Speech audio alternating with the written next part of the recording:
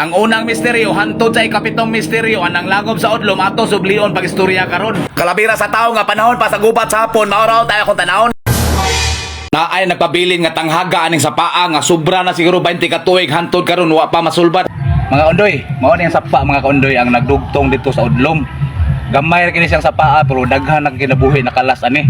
Na ay nagpabilin nga tanghaga aning sa paa nga sobra na siguro 20 ka tuig hantod karon wa pa masulbat. Kung imong tan-awon mura ra gid siya ordinaryong lugot. Nagsanga ni nga sapa naa sa ubos atong tan-awon unya. Pero unahon ta hisgot kini sa paa diri kay hantod karon nagtangag gyapon ning dakong pangutana. Na ay naanod ani sa paa nga taga diri ra barangaya nakailagan ni kay ko atong tawana. Usa lang ni siya sa naano diri ang uban na luwas ra man ang uban namatay gyud pero nakit-an ra. So wala magid makiti iyang lawas aning sa paa diri hantod dito sa baba sa udlom. Ang mga rescuer nga gipada sa LGU sa lungsod dito na dito sa baba sa udlom mo dito sila nangita. Mao na ang lapsanan sa langob nagumbaw na dito sa lamak pinamungahan. Ila nagisud langoba dito sila agi sa pikas sa baba na. Mao to pila ra may istorya wa man gid nila makit-i dito wa man gid sila kitag lawas sa tawo. Mao to gisubay na pud sa pa sa lamak kay base nilusot ang iyang lawas anang langoba. Mga 14 or 15 kilometro ang galayon sa sapa gikan sa lamak paingon dito sa lungsod sa pinamungahan diin tuwa dito ang dagat. Wa gihapoy lawas sa tawo nga ila nakitaan. Mao to nanawag ng mga rescuer gikan sa kauluhan. Ibalik nila ng langoba gitan-aw nila ang tanang suok pero wala ra gyud gihapon. Dako kitong balita sa una dili pa gani uso ang social media ato panahon na. Mao to naabot po diri ang mga rescuer nga gikan sa laing nasod. Sila na po ang nisuod sa langob mga high-tech kayo kagamitan pero nakawang lang ang tanan kay wagi sila ilawas sa tawo nga nakit-an. Hantod karon nagpabiling misteryo og asa natong tawhana patay na ba or buhi pa. Asa kanito dapat silito nanod? Dana karang dana, na daan karang dana, na atunahan, na isa pa dato, titayan, Oo. atunahan, na isa pa naikwayan liyaw, niya pagka anura siyang sapatos, iyang giliatan, iyang gilangoy, niya pagtungan niya, ang iyang una sangko sa titayan, mauna po siya nga pagkitabuang nga una siya magtunga. Mauna ni mga ondoy katong sapa nga primerong yadton mo dito sa babaw. Gikan ni siya dito sa Argonex, Sitio Argonex sakop sa Tagagimit. Ug sa amo ang barangay sa Alpaco gikan ni dito sa paa. Unya andi res pikas. Mauna ni ang gikan na ni siya sa Tagha kini dire. Mauna kana. Pikas Tagha. Unya ngadto na siya paingon sa udlom baba sa udlom.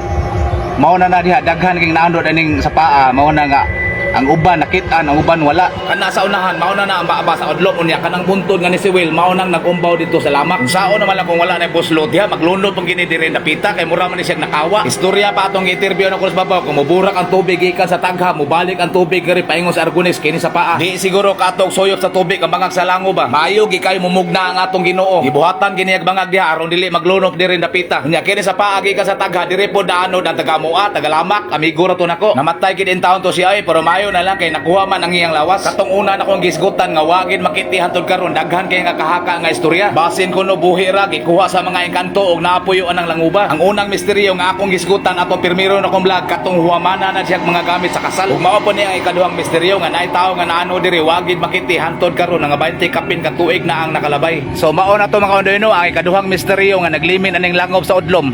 Salamat sa pagtanaw. Kalabira sa tao nga panahon pa sa gubat sa hapon mauraw tayo kung tanahon. Puwerte man hinoon daghanang kahibulungan ng among nasaksihan. Nailinaw diri suod sa langob nga puwerte ka tinaw. Pero ato sang sugdong sa sinugdanan kay pagsulod pa lang namo sa pultahan nakadungog na nga akong usa ka kauban og tingog nga kay bulungan. Nahilom ko pag-abot ay lawom kay nakadungog yung kong igham yun katong yapas na ko papa akong tabali ni kasuod og apil. Mga kondoy, mao ni siya ang langob sa Kapulining. Naa ni siya nimutang sa Barangay Mayana, City of Naga, Cebu. Ato ni sudlon ron kay naapoy ni mga istorya. Okay, sudlon na nato mga kondoy. Diri napita nakadungog na og igham sa tao si Dong Berting kining kauban ako nga naguna. Ako nga nagsunod wala pa ko nanumbalin kay nakalingaw ra pa kog video-video diri sa daplin-daplin. Nahibuon ko ni Hunong masinong Berting din napita og wa magdugay ni gawas siya og ikuha ni iyang papa. Kay sino Salvino nga iyang amahan nagpabilin ra maunta dito sa gawas baba sa langob. Mayo man iyang amahan kay sakto man ni kinaadman dun naman ni kakayahan nga magigtabi og engkanto. Mao nang iya na lang yung gikuyugan ni sulod sa langob. Pero blind gyud mi tanan kay wagid mosulti si Dong Berting sa iyang nadunggan. Wa magdugay gitagaan kog pentilpin ni Salvino og ipamarkahan niya nako ang bato. Aron kuno nami timailhan sa among giagian. Unya mo padayon ta sa unahan kay napatay dagang hisgutan nga kay bulungan. Kaning usa ka tawo nga nagilo pure gining taga dinhi aning barangaya siya may nagayad na mo dire. Sigon pa sa iyang istorya daghan kay siya makita ang tunob sa baboy aning langoba sa una. Pero sukad sa iyang pagkabata wa gyud kuno siya kakita og baboy ihas aning lasanga. Mao nang makaingon siya nga basin katong nga baboya binuhi sa mga engkanto. O din ang langob sa Kapulining sa unang panahon na ikakantunob sa baboy. Pero wala mo nakita nga baboy gyud. O wala oy. Oh, kita. Mao nang makaingon gyud ko nga dili ra kitang tawo ang namuhi og hayop. Nganong daghan makayog tunob nga wala may baboy nga nakita. Ang pasabot ana binuhi pudto sa mga engkanto. Unya padayon gyapon ta sa unahan kay naapay laing nasaksihan ang akong kauban. Kaning napita layo-layo ni mig naabtan ani og gimarkahan na pud ni Salvino ang bato. Murag akong nasabtan nga naa siya nabantayan nga dili maayo. Kay sa kadaghang langob nga among gisulod nga kuyog mi ni akong uyuan karon pa man niya gibuhat nga magmarka. Kaning langoba mao ni pinakadako nga langob nga among gisulod. Gamay ra kay nagbaba pero ang sulod murag usa ka dakong palasyo. Unya pag-abot sa unahan dunay nasaksihan ang akong uyuan. Kay siya may nag-abot aning linaw iyang nabatayan nga daghan kuno kayong nangaligo nga murag nagtipasaw. Daghang kay naligo. Na mauli na lang mi. Pag-abot na mo diri ni ana siya nga dili na mi mulabang mabalik na mi sa agi. Kay dun na lagi kuno siya nakita nga mga engkanto nga nangaligo dinhi. Ang ako lang nahibugnan nganong naay tubig dinhi nga naa man ni ibabaw sa pangpang. Wala man po'y marka sa tubig nga inagos gikan sa ibabaw. Unya ato makita ang tubig puwerte ka tin-aw. Tinuod ka nga swimming pool ni sa mga engkanto. Usa ka dakong tanghaga gyud ang among nakita nga linaw diri sulod sa langob. Kung wala pay namatikdan ang akong uyuan mulabang gyud unta mi dinhi sa linaw. Kay ang usa sa tuyo ko dinhi nga akong pangitaon ang kalabira sa tao nga panahon pa kuno sa gubat sa hapon. Kay mao may istorya sa mga tiguwa nga naa ko ni kalabira kining langoba. Sayang gyud kayo nga wala na ko makiti ang kalabira. Kay basin ako ra tulay nga papahimutang tuong tarong sulod sa dugay ng panahon.